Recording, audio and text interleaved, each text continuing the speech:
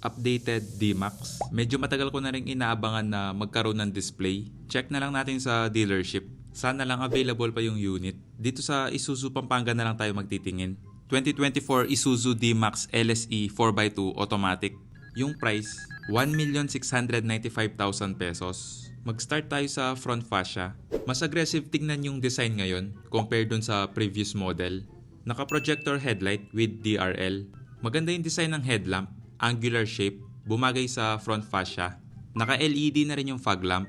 May air vent dito sa gilid ng fog lamp for aerodynamics. May front camera, equipped na rin to ng AVM or around view monitor. Dark gunmetal yung color ng side mirror cover. May camera for 360 degree view. Naka 18-inch alloy wheels. Maganda naman yung design. Yun nga lang, ito rin yung nasa LSA Plus. Naka drum brakes dito sa rear na okay lang naman. Hindi ko lang masyadong gusto yung front wheel well. Parang masyado siyang bare. At may panel gap. Hindi naman siguro big deal. Mukha nga lang hindi polish. Okay naman yung design ng key fob. Hindi sobrang laki. Hindi rin sobrang liit. May remote start button na rin na tingin ko useful lalo na kung gusto mong i-warm up yung engine. Equipped na rin ng keyless entry. Check natin yung interior.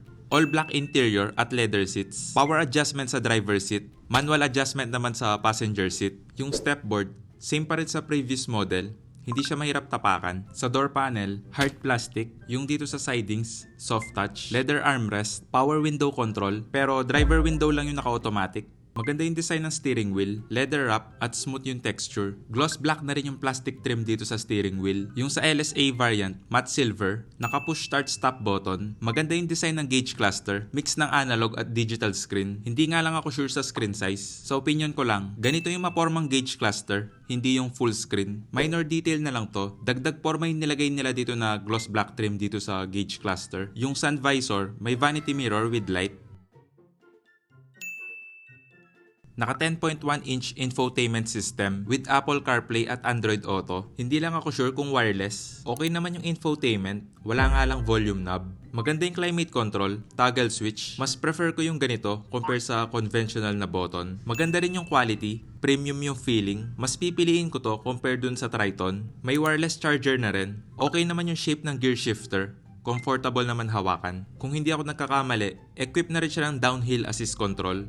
Parking sensor control, DVR, digital video recorder, at AVM, around view monitor. Itetest ko na lang sa event ng Isuzu this August sa SM Pampanga. Iset ko lang yung driver seat sa driving position ko. Pagdating sa visibility, okay naman. Mataas yung ride height, soft touch na rin yung dashboard, dagdag premium feeling, auto-dimming na rin yung rear view mirror. Gloss black na rin yung plastic trim sa AC vent. May cup holder sa baba ng AC vent. Additional storage, center dashboard, center console, walang socket or USB port. Okay din yung size ng A-pillar, hindi sobrang lapad, kaya less blind spot. May retractable grab handle sa driver side. Check natin yung back seat, black leather seats. Maganda naman yung design pattern, naka-plastic nga lang. Hindi ko na tinanggal yung plastic, baka madumihan. Sa door panel, hard plastic, leather armrest, soft touch yung dito sa side panel, power window control na hindi automatic. For reference, 5'7" yung height ko. Nakaset na tong driver seat sa driving position ko. Yung legroom,